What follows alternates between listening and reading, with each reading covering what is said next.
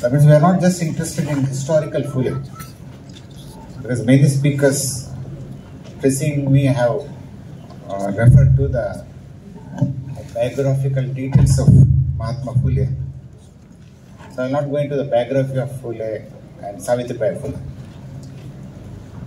I will try to focus on the importance, relevance of Phule in today's India.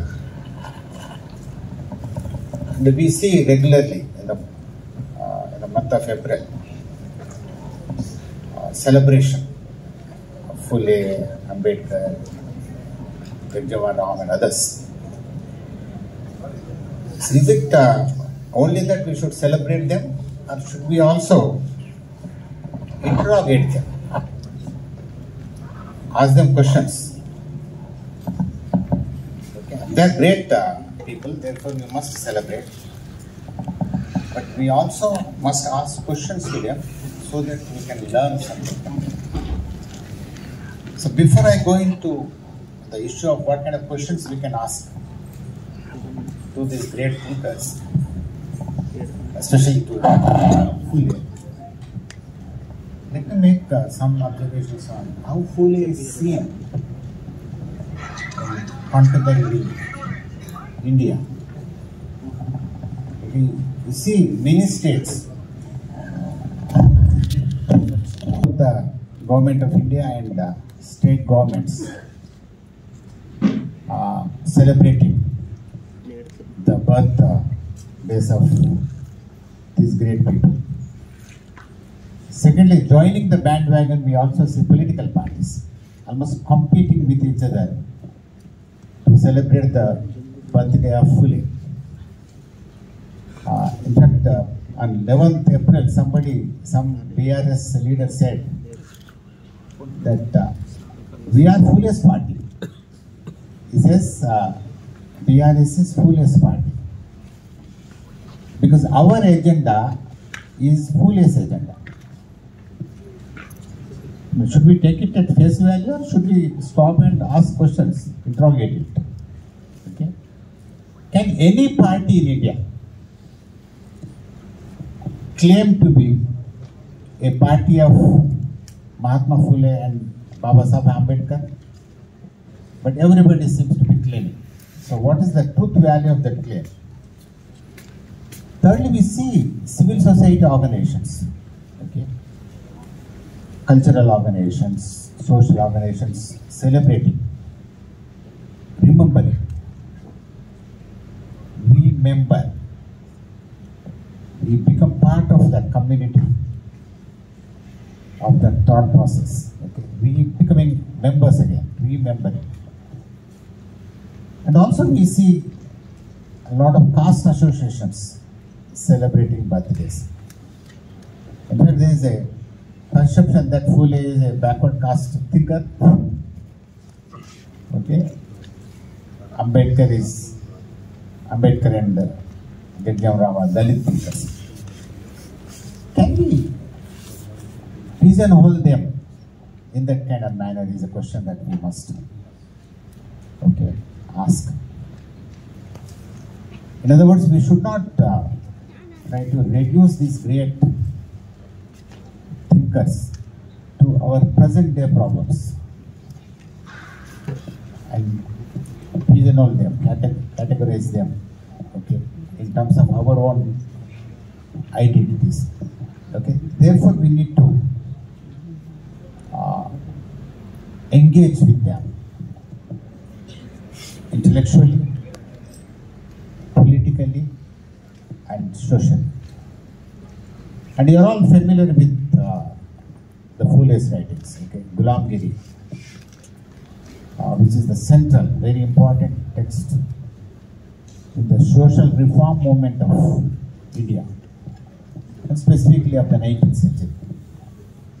Then Phule also reflected on the present problems, the problems of the farmers, okay, and also about truth.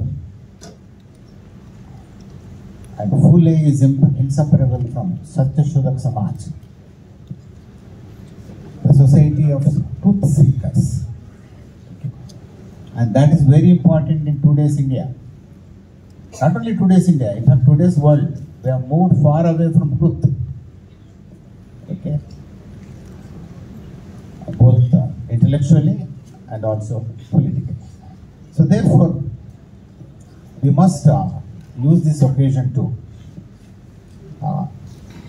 interrogate, okay, the thinking of Phule.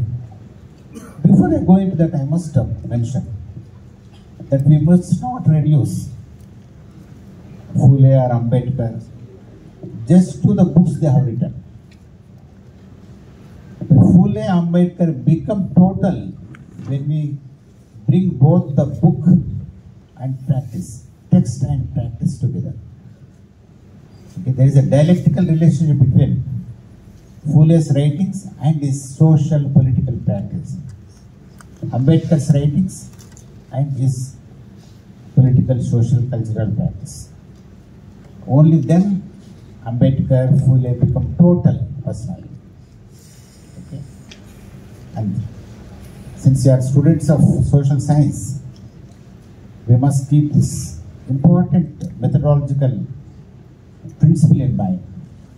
That when you are examining a thinker, just don't reduce him or her to a text, or the text, corpus of text written by. But we must examine these texts, these writings. After all, writings are serious reflections on their life and practice. So therefore, combine that, see that in unison with, in unity with the political practice. So how should we interrogate and engage with Phule? Any engagement in the past is not a mere intellectual activity.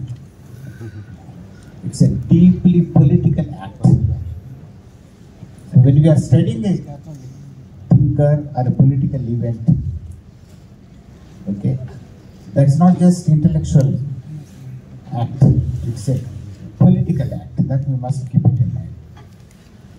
Thus, when you are studying and trying to understand a thinker, what are you doing? What you ought to be doing? First of all, you should try to understand the thinker, okay, properly. Because every thinker is a product of his or her times. So therefore, first we need to relate that thinker to his or context, social political context and intellectual context. Okay, that will become clearer as we proceed further. So the thinker and his context. Second important aspect of this engagement is we are studying, we are trying to understand the thinker, we and our context. Can you study anybody without reference to our context? We have a context. So in the case of Phule, he is a 19th century thinker and social reformer. We are in the 21st century, second decade of 21st century. Okay? Therefore, our context is different. So what is the relationship between the thinker and his context?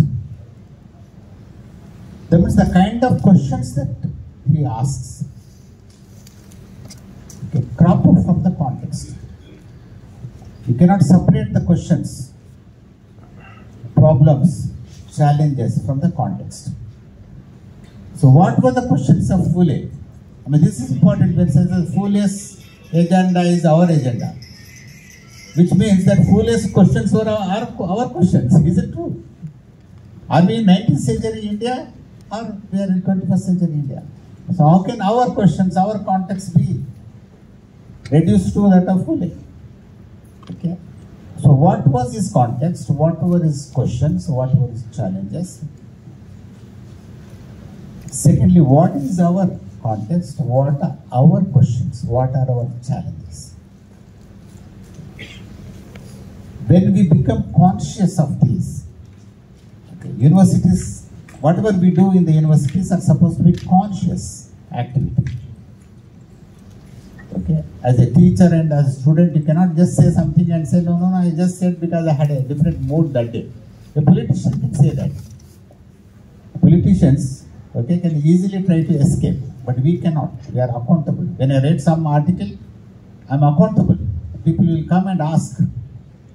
When I am giving a lecture here, I am accountable. Okay, people will ask questions. How could you talk so irresponsibly? Okay, therefore, intellectual activity, the task of understanding Phule, task of understanding Ambedkar is a conscious task. Okay. We must ask questions consciously and responsibly. And this is the way you establish your relation with the thinker. You compare what were his questions, what are my questions. Once we are clear about this, then you will ask, what should I learn from Phule? Okay. Should I learn everything that Phule has said and repeat it? Whatever Phule has said is important, relevant to us? Or what is that we should look for in Phule or Ambedkar for that matter? Okay. That means any thinker, any body of ideas, there are two important aspects which can be analytically delineated. Okay. One is the method, or what we call the logic of analysis. How is it trying to understand this society, social processes, political processes? What is that method? What is that epistemology? That's one. Second is, what is his empirical analysis? So in the case of Phule, what was his understanding of caste? Because caste is a central aspect of Phule. So what was his understanding of caste system? Okay, that is substantial. When we make this distinction between his method of understanding the contemporary social context and what he said about his contemporary social, political, cultural, economic context, when we make this distinction, okay, then we will be able to appreciate what we should take, what we should not take. To put it very bluntly, what is living in Phule, what is dead in Phule. Okay.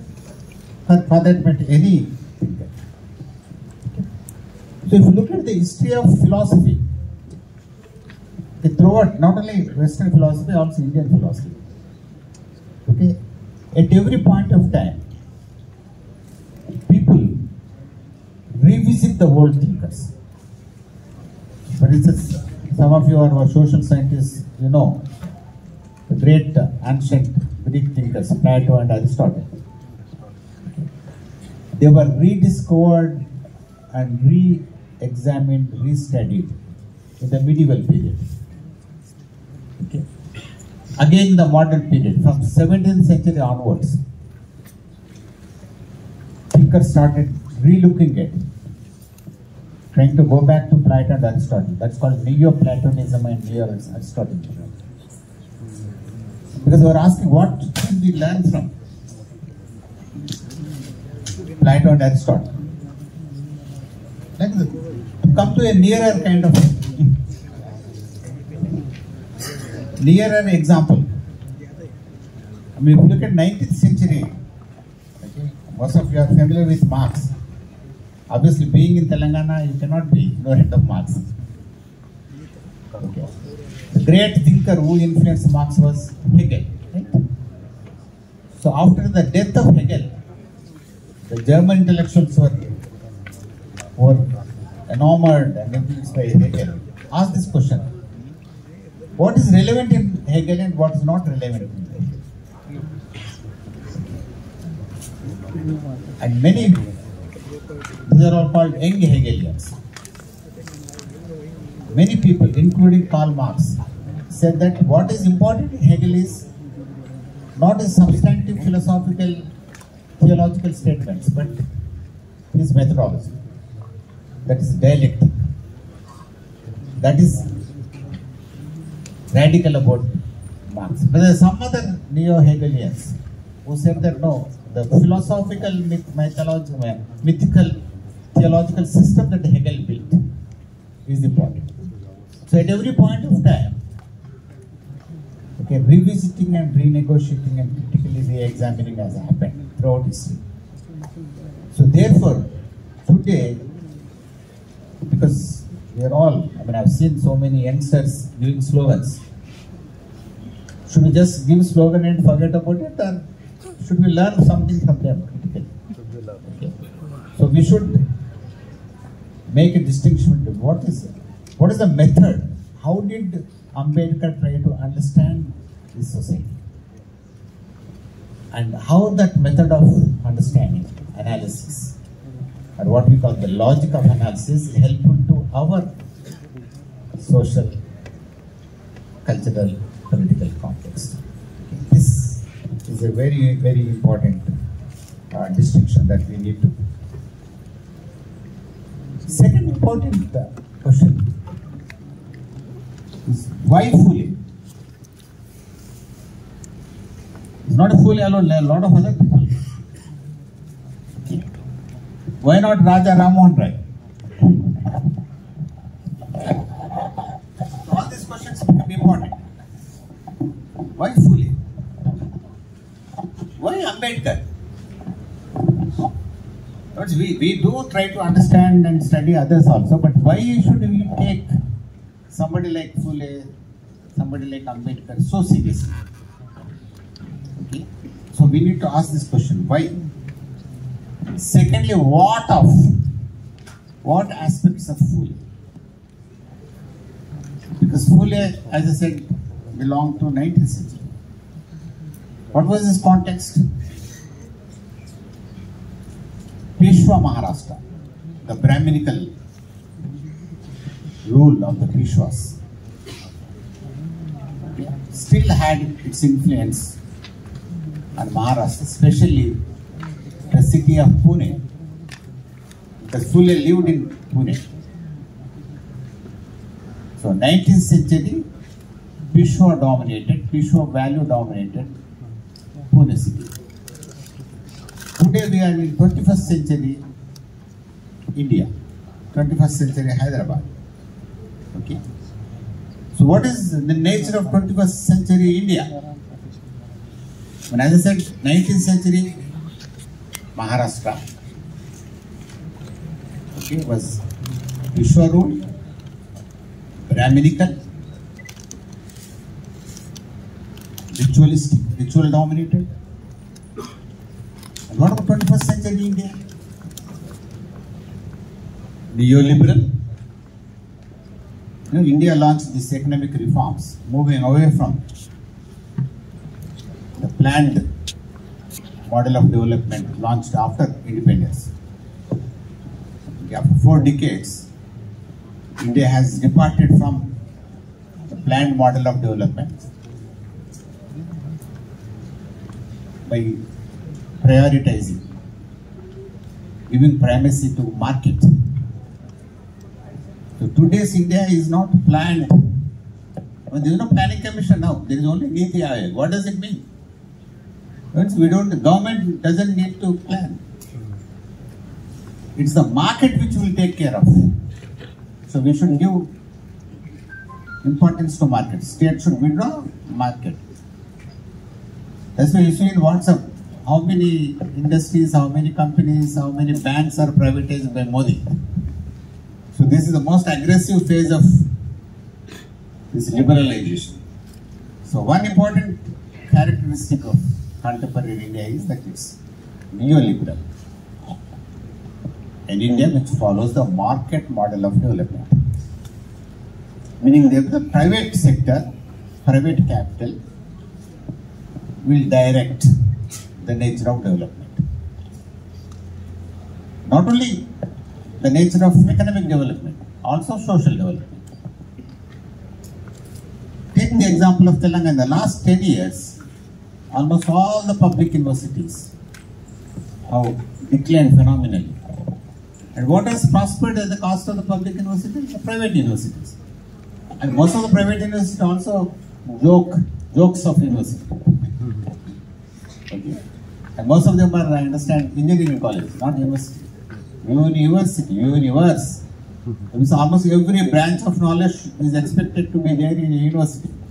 Not just engineering college, dental college and management college. Another important thing that is privatized, which state has very conspicuously withdrawn, is health sector. Even the father of liberalism, Adam Smith, in his Wealth of the Nation says, education should not be left to private sector. Poor Adam Smith in the 18th century, okay, did not know that education can be very profitable. Which is the most profitable sphere? Education. You can make quick profit, quick money in education. But then Adam Smith thought that education is a social good. Only those goods which are private can be sold in the market. Market is a place where private goods are sold. People go produce. People who are ready to give their services come and sell their goods and services. So, since education is a social good, it must not be bought and sold in the market. That means, even the thinker who was in favor of laissez-faire state, non-interfering state, who was in favor of free market, was saying that it's the responsibility of the state to educate people. Today, education is privatized. So this is the kind of India. You are liberal, Hindutva. Another important thing is Hindutva. The people in the government, the political party which is in power, very clearly saying that we want to build Hindu Rashtra. But what does the Indian constitution written by Ambedkar says?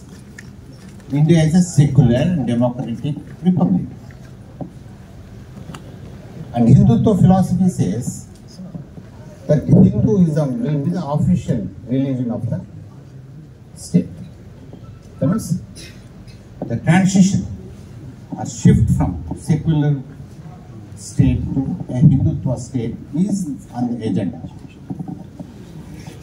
But somebody from Karnataka, what is his name? Hegde, who was minister earlier, he said if you get 400 MPs in this election, we are going to replace the constitution. That means we will no longer have the so-called secular constitution. This is the context. Neoliberal Hindutva context that we are in. And we are interested in understanding Phule in this context. So Phule of 19th century Maharashtra or India is not of our interest. How Phule would be able to help us in understanding the present day Hindutva neoliberal India is our interest. Okay.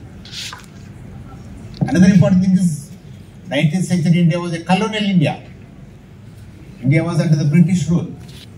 We are no longer colonial, we are supposed to be post-colonial. Right? So post-colonial neoliberal Hindutva, moving towards Hindutva in India, that we are in and we are trying to understand fully. Now what are those generic ideas in Phule which are helpful to understand our own context? I was speaking Delhi.